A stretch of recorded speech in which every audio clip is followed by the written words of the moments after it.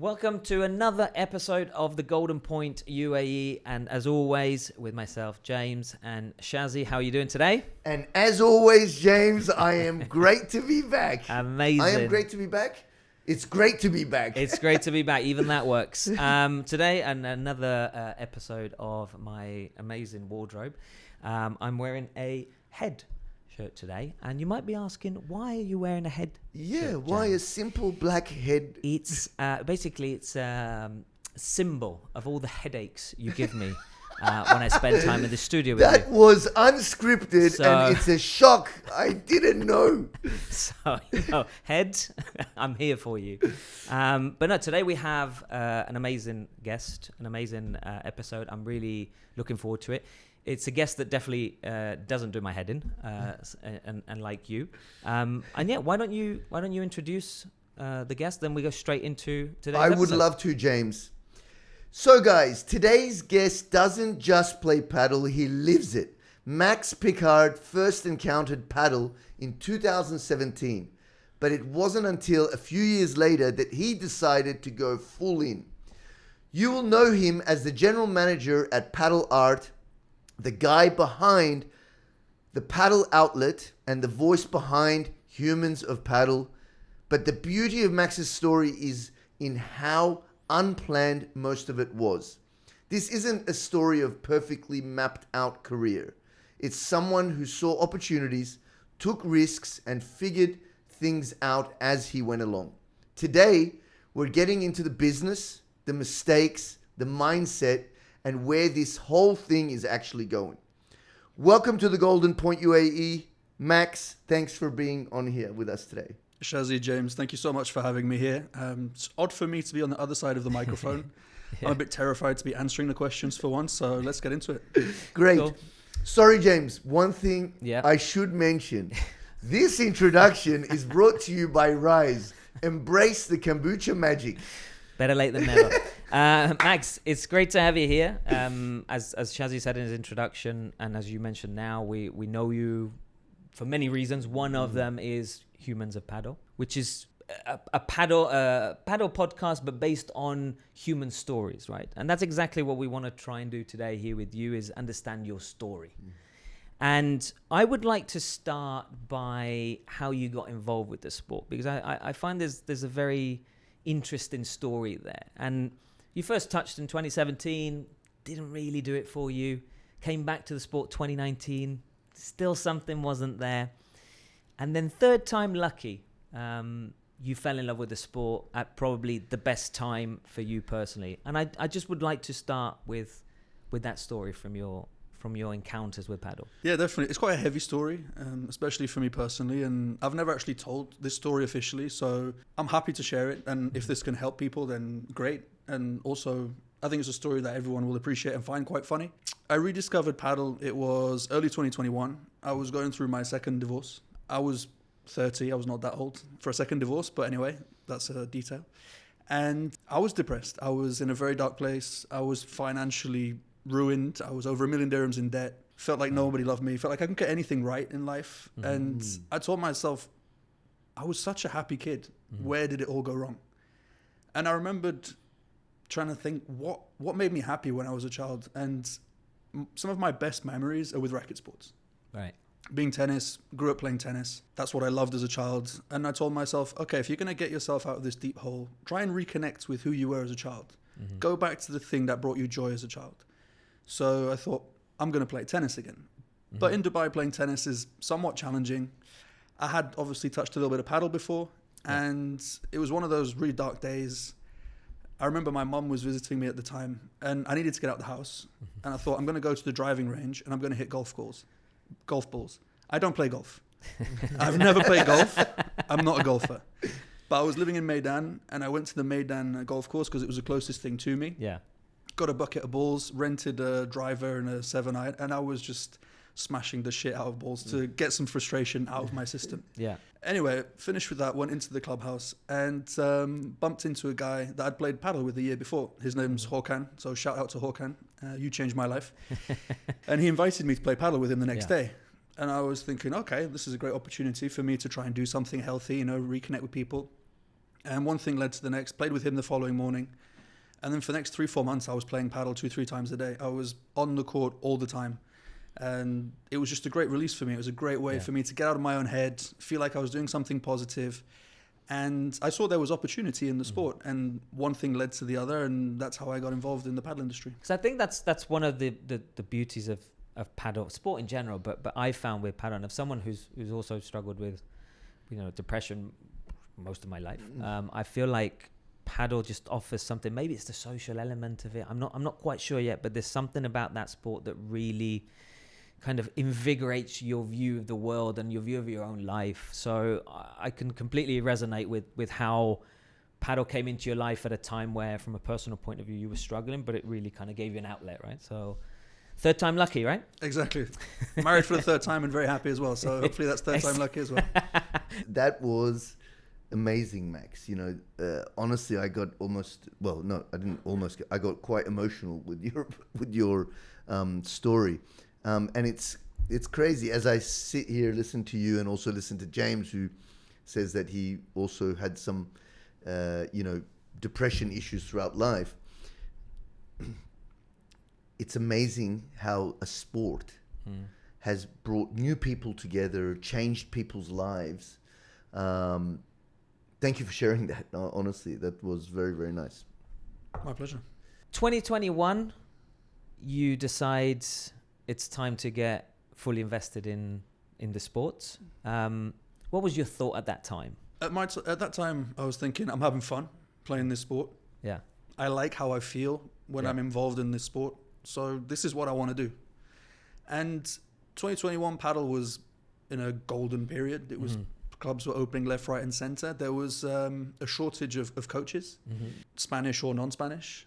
And even the coaches that were here, sometimes there's a bit of a language barrier. And having coached tennis in the past, I thought maybe there's a space for me to just coach paddle. Very quickly, I realized that was not going to be my future. Because I heard you were watching YouTube videos to figure out how to teach. Yeah, I'll never forget the day. I mean, first of all, thank you to the team at Padel Park, to Stefan and Masha, for giving me the opportunity to coach there in 2021. But I had no idea what I was doing. I mean, let's be honest. I was literally driving to the club, opening my phone, Googling paddle videos, how to teach a forehand, a backhand. And then I'll try and replicate that in my classes. So thanks to Sandy as well for putting all those videos there in 2021. So what is a bandeta? That was pretty much the extent of it. And I was judged by a lot of the coaches that were coaching at the time, and fair play. I mean, I understand their point. I'm not Spanish. I'm not Argentinian. I have very limited knowledge of teaching paddle, but I was passionate about the sport. And when you're teaching beginners or low-level players, your knowledge of the game doesn't really matter. It's how you can share the love for the sport and educate to a certain extent. Most of it is coordination and repetition. If you can understand the basic technique, you can teach. I'll never be coaching professional players, but I can comfortably go on court with beginners to an intermediate level and feel like they will benefit from the lesson and the time with me. However, like I said, I didn't believe that was my future. I didn't enjoy being on court for 4 hours in the morning, 4 hours in the afternoon. And also, it wasn't scalable for me. Every time I do something, I always want to do more, and I want to see what the bigger picture is. So I quite quickly got into management. So I became the manager of Padel Park, which was a great experience for me. I was learning how the clubs run and how the operational side gets to it. But at the time, I didn't really know how big this could grow. I felt like paddle is going to be here for 2-3 years and then it's going to fall off the cliff, kind of what happened when another fad. Exactly. Everybody was opening specialty coffee shops in like 2018, 2019, or everybody was cycling during COVID. You know, like there's these things that kind of peak and troughs, and I thought paddle was going to do that. And but I was ready to go all in and just go all in on the journey, and if it didn't work out, I'd just go back to tennis. If I'm not mistaken, Max, if my memory is correct, I think I was one of the first people to call you when Padel Art was opening, and you weren't ready yet, but I wanted to do Shazzy's events. If I'm not mistaken, I think we were one of the first ones to do a Shazzy's event. You weren't even open. You did it on Christmas Day, I think. Something like that. That's right. Yeah. Day. Christmas Day. Such Who a else Shazzy is doing thing to do. Shazzy's? on a Christmas day. Such a Shazzy Events. thing to do. Yeah, that was 2022. Yeah, Christmas Day. Wow. I remember that, yeah. Because that's 2022 is when you joined Padel Art as general manager, right? So I joined Padel Art, it would have been May 2022. So that was Yeah. about 6 months before we opened. Mm. Right. So when okay. I came to the project, the land had already been leased. The warehouse had already started to be built. Like everything in Dubai, we thought we were going to open in July. Yeah. And you know, permissions, construction, Dubai, everyone knows how that can take time. So Yeah. eventually we opened on the 12th of November 2022. And then Christmas Day 2022, Shazzy shows. Is that the first time you First- met him? I don't think so. I think I think we met when you were at Padel Park. We Right. knew of each other. Okay.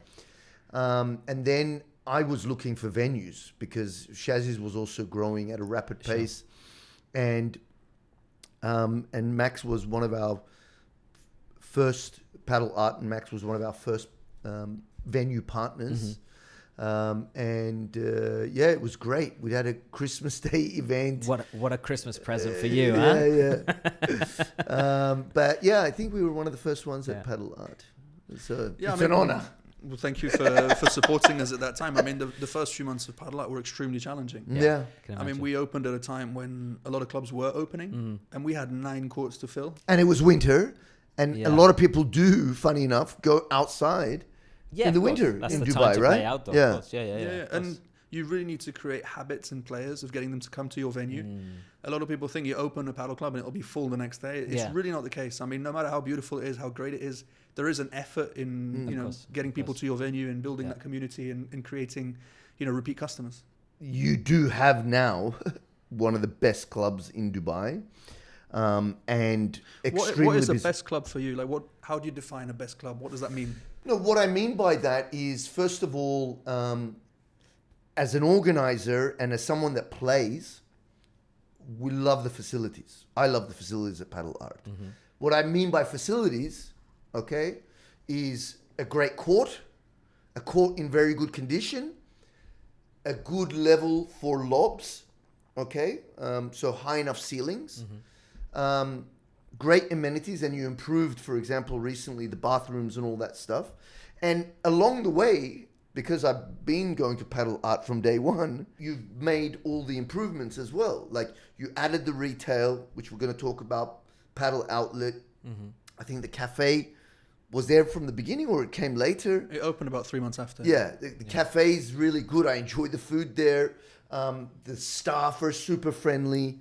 And what I love about Padel Art and also you, Max, is that you're also out there publicly telling people, giving people advice on how to run clubs, facilities better.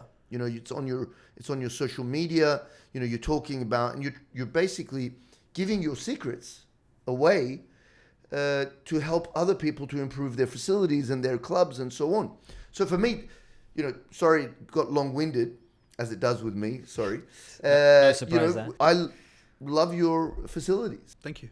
I think you have like 2 mottos when it comes to running a club, which is invest in your people and choose your style, right? And I think that's a very important and interesting way of looking at it, because sometimes it feels like a lot of clubs or companies in general are just trying to please everyone and focus on, the best court in the world, but an actual broken system behind it, which then doesn't really work long term, right? Yeah, exactly. I mean, from the beginning, with Padel Art, the vision was to create a community. And now we have over 11,000 active players. Wow. We have a daily occupancy of over 75%. Even last month, in the month of March, which was the hardest month that we faced as a country, as the UAE, we missed our target by 1%. Wow. So it shows that, if you do invest in your community and you continue to push and, you want to be successful with your paddle club, you can be. Yeah. It takes a lot of time. It's a lot of effort. A lot of it is listening to people's egos and a lot of complaints, but you have to listen to what people say. I mean, those are your customers. At the end of the day, that's the feedback that helps you build and helps you grow. And just because someone doesn't like something, that doesn't necessarily mean it's a bad thing. It's a great opportunity for you to improve. And that's the way I always see it. And I always welcome feedback from the players. And then, like you mentioned, the team, for me, my only job, if I had to define my job in one sentence as a GM, is to take care of my team. Yeah.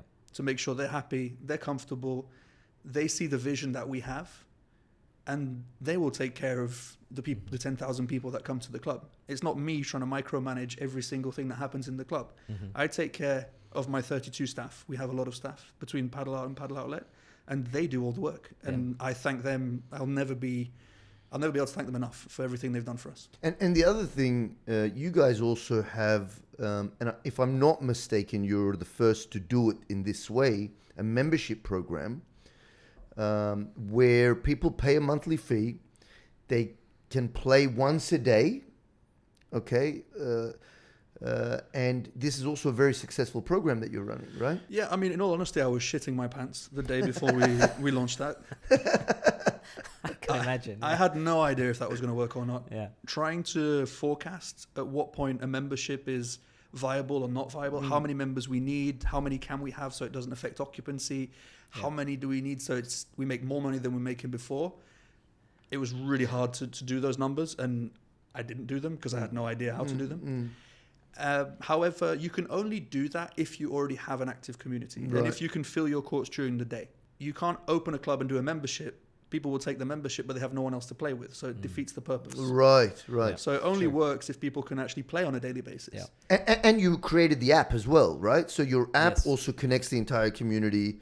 And I think now you've even done a collaboration with WPPR. So it's just getting better and better and better. Yeah, I mean, we're trying to improve every month. I mean, in November, we changed our booking system to a system called Padel OS, which is great. We're very happy with it. And it benefits our membership in a way where you can play once a day before 6 p.m. now. And you can play once a week after 6 p.m. So all of that's in the app. So we're not tracking manually. Did you play last week? Did I play? Everything is in the system, and it's easy to manage. And that we can do the matchmaking through that. So, I mean, last month we had over 700 open matches in our club in a time of difficulty, which is great. And for a club, that is where you make the most money because, you know, there's no coach involved. People are paying to pay for the court. At the end of the day, it's a business. And the mindset behind the membership for me was, I always like the lyric from the song Hotel California, which is, you can check out, but you can never leave. So the plan, I love that. So people I come love to the that. club. I'm going to use that now. You should use it. We have people, they come to Padel Art at 7 o'clock in the morning. They'll play, they'll have breakfast, they'll work, they'll have a lesson, they'll eat. Beautiful. They spend their entire day. We have a co-working space upstairs. Is that Shazzy? It sounds like something he would do. I do that, by the way, there. Yeah. Thankfully, it's not Shazzy. But yeah, we have a lot of people that spend their entire day at Padel Art. Amazing. And even if they're spending less than 110 dirhams on their booking, they're spending their entire day at the venue. And that's the best marketing for us. And you're creating community as well. Exactly. Because someone is willing to spend their day at a paddle club, it's because it goes beyond just a nice court. Yeah. And for me, that is super important, and it's something that I learned looking at clubs in Spain where people are paying €2, €4 to play paddle. They're not making their money from the paddle court. They're making their money from the F&B. They're making it from the retail. They have nightlife. You know, they have events, lots of stuff going on outside the court. That's where the real money is made, because it will always be a race to the bottom on the prices with the courts. Balancing sports and health. Rise brings you kombucha. A natural artisan kombucha brand crafted without added sugar or carbonation. If you're serious about performance, recovery, and clean ingredients, then look no further. Rise. Embrace the kombucha magic. And then, so in 2023, Padel Outlet happens. How did that happen? What was the thinking, and how did you integrate that into Padel Art? I started selling rackets in 2019 out of my suitcase on the Bizzle. Amazing. So I always saw there was a huge discrepancy between the prices that people were paying for rackets in the UAE and what people were paying in Europe. Yeah. And it was huge at the time. The distribution rates were insane. And I had a problem with that, you know, for myself, first of all, because I didn't want to pay double the price of a racket. So every time I fly to Europe, I'd bring 10 rackets back in my suitcase and I would sell them. So that there was always this thing in my mind of like, there's something to do with retail. Yeah. 2023, a lot of distributors were calling me at the time with excess stock because they'd all overproduced after COVID and they couldn't sell it. So they had like 2021 collection, 2022 collection, shoes, rackets, everything. And they literally didn't have an outlet to sell them because no clubs were buying old stock. Yeah. So, and everyone was complaining about the prices of stock. So I thought maybe there's something to do there. So we made an agreement at the time. It was with the distributor of Slazenger and Donne. For 1 month, we were going to put all their stuff in the middle of Padel Art between courts 4 and 5, kind of like a bazaar. And then people could come and buy it. It was on consignment. We didn't buy anything. And we're like, we'll take a cut from this and we'll see what happens. In the first week, we sold over 60,000 dirhams worth of goods. Wow. So we thought, maybe there's something that we can do with this. Maybe there's some money to be made if we look at, expanding the range. And so me being me, I was like, let's start a retail company. Why not? What could possibly go wrong? Yeah. With no hindsight, no experience in retail. So we started the Padel Outlet in 2023. And the business has been growing non-stop since then. In 2025, we sold over 6,000 rackets. Wow. So 6,000. 6,000 paddle rackets, yeah. 10,000 pieces of apparel. Is this in-store or online as well? This is across all channels, right, okay. but only in the UAE. And I think one of the smart moves, again, I've been in and watching Padel Art since inception. When you moved the retail onto the main floor, and also you have the area above the courts, because you had a separate section for a period of time, right? And it was better that it all came under one roof. And we talk about shirts. This shirt, for example, I played at Padel Art. I had forgotten a second shirt, and you sweat a lot when you play paddle, so it was like cheap as chips, discounted range on the shop floor. I bought it. I don't know if it was 80 dirhams or 90 dirhams or whatever. Yeah. And this is like just people are there and the prices are good and they'll just lap it up, right? I mean, funny story about that. We never planned to bring the retail into Padel Art. Right. So it was in the shop opposite originally because we had those 2 warehouses that were part of the plot. And we couldn't actually use those warehouses for commercial purposes, but we didn't know. So we got shut down. So we had to move from one day to the next. We had to move everything from there because we had pickleball as well. We had 6 pickleball courts there. Oh, yeah, I remember that. Yeah, We had to move everything to the other warehouse. We just signed a deal with a fitness studio as well upstairs. So I had to shut them down. Otherwise, we'd have got huge fines by municipalities. So pickleball, dead. Retail, we just threw everything into the middle and then upstairs. And it kind of just stayed there. And it was actually very beneficial for us because, first of all, it's a lot more visible. People see it. People have more access than going across to the store. And also removing pickleball allowed me to focus a lot more on paddle and on Padel Outlet. Whereas developing a new sport is fun, but it's very challenging, very time consuming. So I didn't like it. No. I loved it. Pickleball is the reason I took the job at Padel Art. I was because of the pickleball. I was driving for a meeting with the owners, and I was driving there to turn the offer down. And I remember like reciting in my head of like, thank you so much for the offer, but I can't take it at this time. And then they showed me the plans of the entire site, and there was pickleball. Yeah. And I like new things. I like shiny new objects. I felt at the time I'd come to paddle a little bit late. So I felt with pickleball, I could be a first mover. I could be I could really be dominant in the pickleball scene. So that's why I took the job at the time. Interesting. But you've played pickleball. Yeah. And you like it? I really enjoy it. Okay. I think it's, especially doubles, is really fun, especially as the barrier to entry is really low. Yeah. So people who aren't good at paddle, pickleball's amazing, and you can do a lot more fun Shazzy, social you should events. love it then. No. The thing is, when I was trying pickleball, I was like, I'm too good at paddle to pick up another sport now, For me, it was like, I've got enough with paddle.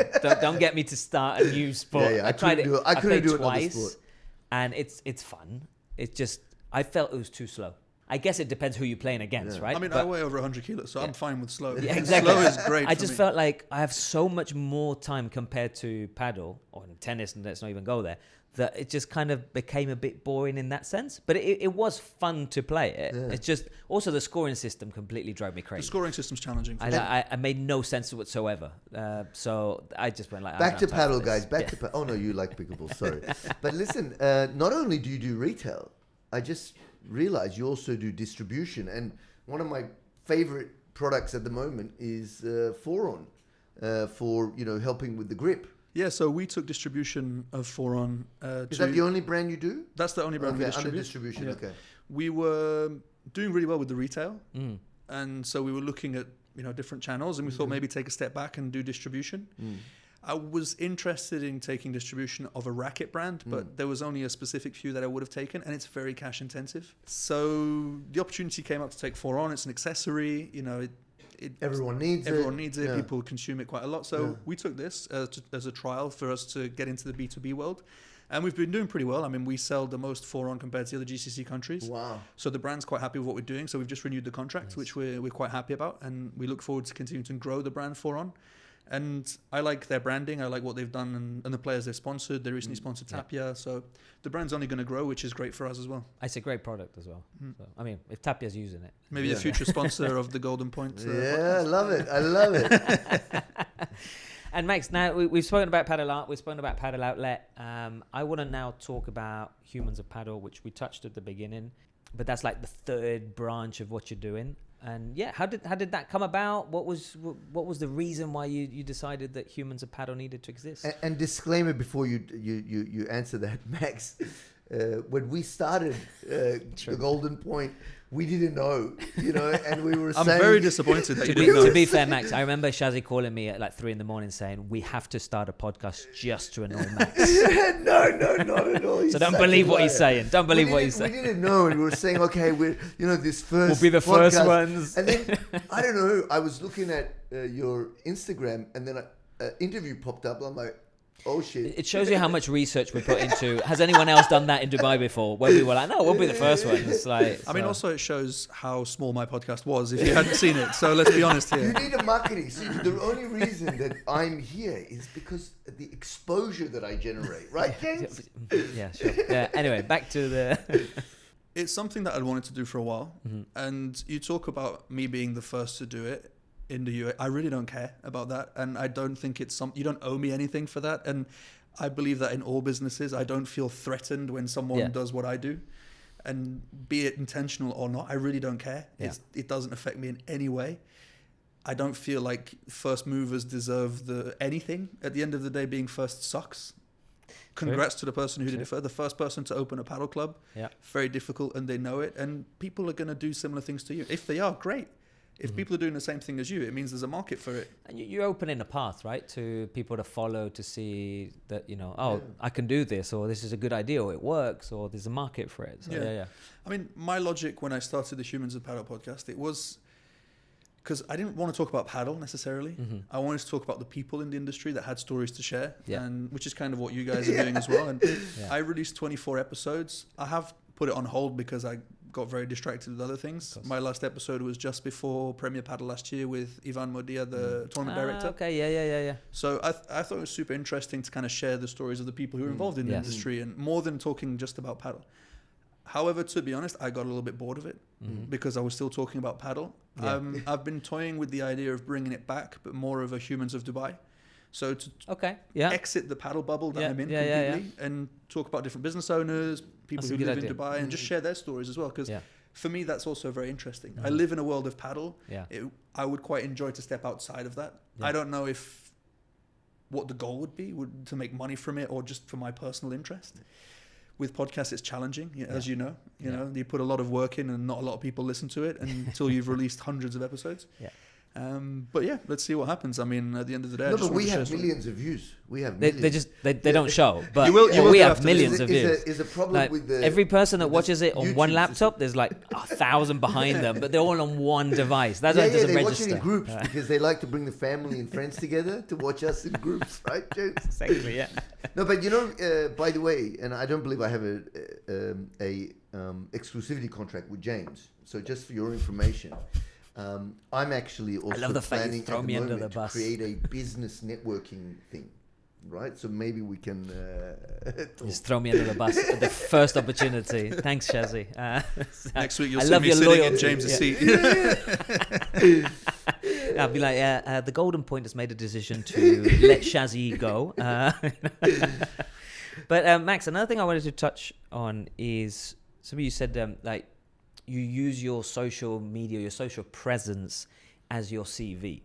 And the reason I mention that is because I think it's very true. And I think as well nowadays, that's kind of where society's going towards, right? There's this concept of traditional curriculums or showing what you've done is kind of being replaced by your presence out there and becoming a brand, let's say, for a personal brand around what you do. Yeah, absolutely. I mean, if you go to my very first post on Instagram, that's me at Paddle Park. So it is my entire journey that has followed me through. But ever since I decided to create my Instagram, which is Max Plays Paddle, if you don't follow me, do so. It was not to become an influencer. Yeah. My goal always was to become a person of influence in the industry. But isn't that the definition of an influencer?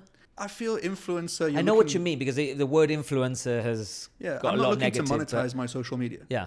I'm not looking to get paid to. Yeah. True. No comment, but I'm not getting paid to do this, or like 10% discount code on Max Plays Paddle or something There's like that. no discount code, by the way. So that was never my goal. My goal was just to be visible. Mm-hmm. And when people think paddle, they think about me. Yeah. That was my goal, and it's still my goal, and it's benefited me in so many ways. I've never interviewed for a job in paddle. Mm-hmm. People know who I am, at least when they want to hire me, and they can see what I've done, what I've achieved. And I like to show the journey as well. I like to show some of the good, the bad, the ugly, the funny. For me, it's we work in the sports industry. Yeah. I'm not a doctor. Anything I do, it's not life or death. Yeah. No one is dying over the decisions that I make. Like, let's have a little bit of fun with it at the end of the day. And touching on that, we've spoken about finding a way to balance controversial topics that generate more views and more following with more educational content that brings the actual leads and the customers. And how do you find that? You've been on social media for a while. How do you balance that? I'm the worst person to ask about balance in anything. I have no balance, but I'll give you some insight of what I've seen. Yeah. Doing this for a while, and I've posted I think twice a week at least for the past 5 years. So there's some consistency to that. And across all different types of content. I think the best performing video I have is a 15-second clip of me doing ChatGPT renderings of me playing paddle at different times in the past. Yeah. Which adds no value to anybody's life. But I think that has the most amount of views, Yeah. engagement, and shares. Does that benefit my business? Absolutely not. It's purely just people see it, they like it, and they move on. Yeah. However, in the past few months, I've been creating a lot of content around how to run a business, how to run a paddle business. It's very, very niche. There's a very few people in the world that care about how to run a paddle business, or how high the ceiling should be, or the nets that you should choose. But those who care are qualified leads for partnerships, for business, to work together. So for me, that's more interesting. I don't care if 1,600 people or 300 people view a video or 20,000 people view it. It depends on the impact that I get from that down the line. Mm-hmm. But I think a combination of everything is good, because you need the visibility through the more clickbait type of content, and then you need to provide real value behind that. Yeah. That's why we got Shazzy here. He's the clickbait. I'm the real value. Exactly. The pretty face. Or for my good looks. I always say, with my looks, my charm, and your money, James, we can do a lot. With my money, we're not doing much, mate, I'm afraid. Well, you got me here. My appearance fee is not cheap. Can I ask a quick question? What's the future for Padel Art? Are you planning to open more locations? Are you planning to go to more cities? Are you planning to go to different countries? Or are you just going to pack up and go to Southeast Asia? I'm at a crossroads. When I say I mean also Padel Art and Padel Outlet. Mm-hmm. We've done an incredible job on building both businesses locally. The question is, what's the next step? What's the next step for Padel Art? What's the next step for Padel Outlet? Do we decide to be content with what we have, which is amazing, and I'm not diminishing what we've achieved. And focus, which is also good. Also very good. Or do we try to scale? Do we try to open more Padel Arts, be that locally or globally? That's something that we're looking at. With the Padel Outlet, do we focus on being a local retailer? Do we focus more on the B2B with products like 4On or others? Do we try to go global, GCC? Going more regional with retail is very difficult. It's very cash intensive. You need the stock, the warehousing, all this kind of things. I mean, I won't get into all of that. You need a lot of cash. So if anyone has a lot of cash and they want to spend it, let me know. I will take it. Don't forget my commission. But yeah, there's a lot of opportunity in the world of paddle. I mean, look at the UK. The UK has completely taken off. And I do feel there's a market internationally, both for retail and for the club. And now with the expertise and the experience that we've developed, I think we could venture into a global market and create global brands. Yeah, you have the blueprint, right? What you built in the last 4 years with Padel Art can easily be exported to UK or any other place. But you have to tread you have to be careful also, because you can, thin out operations, thin out focus and all of these things. I've done expansions, and so you still got to get that part right as well. You got to have the right team.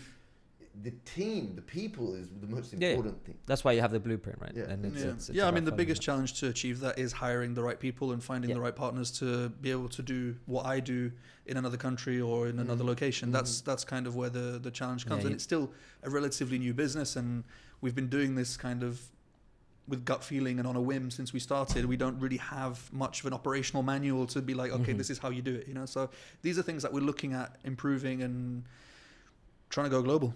So Max, one question we've asked others, and I definitely want to ask you: prize money in local tournaments. Ooh. Your thoughts?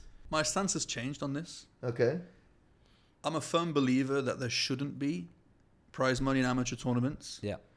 However, if you want to fill a tournament and you want to make money as a club, you have to.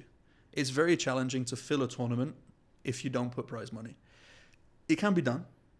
And I know we've done it before and clubs do it, but it is just so much easier. Even if it's not a lot of money, I'm not saying for D category tournaments you should put 10,000 dirhams. Yeah. But if you put 2,000 dirhams, which is like, 4 times the entry fee, I've come to accept that there's no harm in that. And it is a lot easier for clubs to fill tournaments. So I understand why it's done. And we've started doing it as well. And it's made our lives so much easier. It's allowed us to create more tournaments and get more new players in. And obviously we want to push the WPPR with Sammy. So we need to run more tournaments because we now have WPPR integrated into our matchmaking system. So if you have a WPPR rating, you can join matches in Padel Art, and that makes sense for people to play more tournaments. Yeah. So we want people to play more tournaments, which is why we've kind of accepted that we have to put a little bit of cash in these events to get more players to sign up. Well, it's very interesting because the previous guests that we've had on, we've had this deep conversation about this subject, and kind of controversial subject as well, and we're all about being controversial. It doesn't matter, but look, in Shazzy's community, for example, we keep it very minimal, right? So maximum we do is like 1,000 dirhams. So basically the player is getting double his entry back, right? But it's interesting that you say that, because clubs at the end of the day want to fill their courts, want to fill and bring new people, and that does help. It's kind of like a marketing cost. I guess the thing where we were talking about, and 2,000 dirhams, as you said, is not a huge amount of money. Yeah. But in the past, where we've thought that it's like absolute no-go, is when you have these huge amounts of money, especially for amateurs. And then the other thing is then how you control the people coming in, and are they coming in to win the money, and are they trying to bypass the system? But thanks to WPPR, it's less of an issue, right? Yes, I mean, now there's rules, and we implement the rules of the WPPR when we organize tournaments. So let's say you want to just win this 2,000 dirhams, and you bring someone from outside who's an amazing player, but he doesn't have a rating. He can only play someone who is below half of the team level rating. So if the tournament's set at 7, if you don't have a rating, you can only play with someone who's maximum 3.5, which I think is fair. So as long as you're policing who can enter these tournaments, and now we have more data, and obviously WPPR is getting better and better, I don't see the issue with it. Yeah, no, I agree with you, and WPPR has changed a lot. Shazzy's was one of the first communities to feed WPPR with the data, and even now we weren't doing that like what you guys have been doing, where we use the team WPPR rating. We started doing that, right, James? Yeah. And someone like a Tony, who's a 4 point whatever, he's still in B- level, couldn't play with a Lewis because it would just be too far ahead. So we use that even to control the level in the community, which I think is great. So interesting perspective. Okay, great to have that feedback. Max, it's been an absolute pleasure to have you here. Great to have you here. I think I learned a lot actually, and thank you also for being so deep and candid about how you got into it and where you were with your life and stuff. It was really interesting to listen to you. Well, thank you guys for having me. I wish you all the best. I did 24 episodes of Humans of Padel. I hope you guys go way beyond that. You guys are doing a great job. I enjoy listening to your episodes, and I look forward to listening to the next ones. Thank you. Guys, thank you again for tuning in to the Golden Point UAE. We had an amazing episode session with Max from Padel Art and Padel Outlet and the Humans of Padel. Guys, don't forget, watch, like, share, and subscribe. And please do leave your comments. Give us your feedback, or if you have any questions, put them in the comments as well. Thank you, and see you next time.